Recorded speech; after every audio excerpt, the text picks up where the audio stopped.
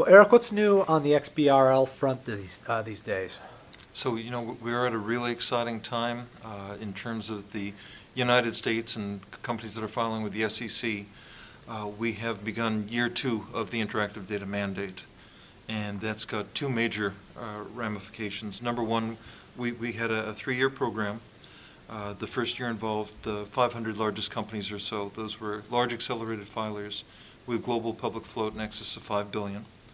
The second year brought in another 1,200 companies. Those are the other remaining large accelerated filers filing in U.S. GAAP. And year 3, that's for filings after June 15th, 2011, that is for all remaining U.S. GAAP filers and for IFRS filers. So having just seen June 15th, 2010 pass by, we're starting year 2 for the first 500. We're starting the first year for the next 1,200. So we've got 1,700 companies that are in play right now. The first 500 have moved from sort of a simpler approach to Xbrl, where they tagged all the facts on the face of the financials and really broad strokes on the notes of the financial statement and supplemental schedules, where they now have to find all the amounts in the notes or supplemental schedules with some selective carve-out. Each table's things with rows and columns, they got to tag them independently. They have to tag all the significant accounting policies. So the year 1 group, they're doing a lot more, 2, 3, 5, 10 times as much work. Year 2 companies coming in, starting what the first year did. So they got some good experience behind them. But ever-changing rules, a lot more people asking help, scalability issues, and the folks who really understand what's going on helping them out. So this is one of the big things going on. Also big in what's going on is that we're just a couple of days from July the 1st. There's an effort around the world called Standard Business Reporting, SBR, and one of the major SBR countries, Australia, is beginning their SBR, the filings start July 1st. What that means is that unlike the e-filing environment in the US where you're working with one regulator, which is a great thing, in Australia they've brought together a whole bunch of regulators, they've harmonized their requests, and so companies that voluntarily file with SBR in Australia can come up with one set of rules, one set of instructions on what they file, and that's being shared amongst the Australian Tax Office, ASIC, the security regulator, the Australian, everybody who's involved. They're sharing the same data, and they believe that in their environment they can be reducing the compliance burden by 800 million Australian dollars a year or more, because you don't have to come up with different facts for different folks.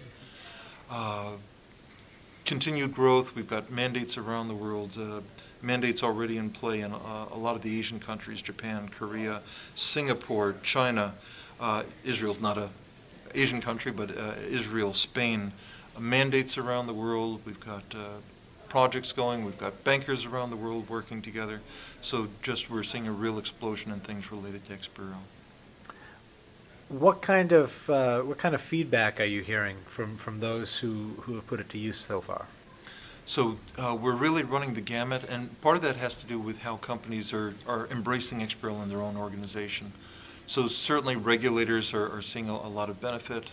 An individual regulator would have had their e-filing mandate, and so being able to share value with the companies has value to them. Being able to share more things within their organizations, there's value. But e-filing, sort of e-filing, if you can make people do things your way. For companies, again, it's all how they're choosing. Some companies are just saying this is a compliance burden. We're just adding some new processes at the end of the line. So it's new costs. They're trying to delegate the responsibility down or out. And so they're not necessarily seeing as much benefit as others. But other companies are starting to say standardization not only helps others, it can help us as well. Just even looking back to, I think it was January 2007, an article in the Journal of Accountancy called The ROI of Xbrl. And this is the story of a company who used Xbrl not just at the end of the line, but integrated it into their own processes. They actually reduced all of their financial reporting costs by 25%. Not taking the current costs and adding something to it. So the leaders who are saying let's leverage standardization, let's leverage simplification, let's leverage shared communication and understanding, those folks are already seeing the benefit, and as we get that network effect of more organizations bringing in information from the outside for your due diligence, for your comparisons, we're going to see more and more of that recognition of benefit, as well as the fact that just the tools are starting to come out. Tools that let you dig, tools that let you assess, tools that let you compare. And as the tools come out, that's going to be bring some more obvious benefit as well. Tell me, if you can, a little bit about some of the ways that it's being used outside of financial reporting. How is Xbrl being used outside of the finance function? You know, that's a great question, because often when people think of what Xbrl is, their first answer is, well, it's financial statements with the SEC or another regulator. And it's really been my goal as part of Xbrl from the beginning to really reduce information friction throughout the business reporting supply chain, to make it so that a piece of business information, once it hits any computer within an organization, never needs to be retyped as it moves within the organization, as it is shared with some close information party, whether it's logistics, whether it's your bookkeeper, your auditor, your accountant, and as it moves out, that information should only be entered once.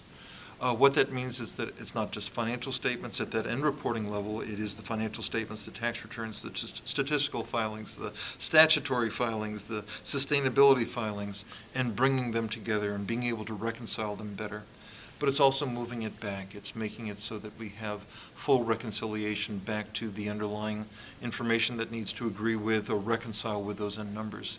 It's making it so that from the first entry of a trade document, hooking into maybe a third-party payroll provider who gives you data from the outside, or any other external source. As you need to bring in information from different accounting systems. In a small business environment, you may have a Peachtree here, and a DAC Easy there, and a QuickBooks there, and an MYOB there, and a Simply over there, and bring that information together to more readily be able to manage a small business. To the largest organizations that need to do the data integration, the consolidations, data archival. Xbrl, from Xbrl GL at that detailed level, from Xbrl for sustainability from folks like GRI. Another effort that I'm involved in is with the Open Compliance and Ethics Group, OSEG, and they're using Xbrl to now standardize and bring in information from data information islands related to risk and control. Standardizing risk, standardizing controls, test of controls. Xbrl GL is the incoming evidence, Xbrl financial reporting for what goes out from there. So anything to the audit work papers, to you name it, if it's involved in the business reporting, the assessments, the assurance, Xbrl can do that and go there, and it's just bringing together the parties to make that happen. So bottom line, in a nutshell, why should CPAs care? So why should CPAs care? At the high level, CPAs have had their world of the financial statement, the financial statement audit. And the founders of Xbrl from the beginning said that if CPAs are not actively engaged, some other parties are going to be the ones who are going to be defining the financial statement audit, the terms. They're going to become the experts instead of the CPAs. You see some efforts in that area, but CPAs have got that good stake in the ground that you're hoping was going to keep them involved. As the original source document may move from today's ASCII or HTML document to the Xbrl itself, CPAs need to understand the new intranet-based way of exchanging information.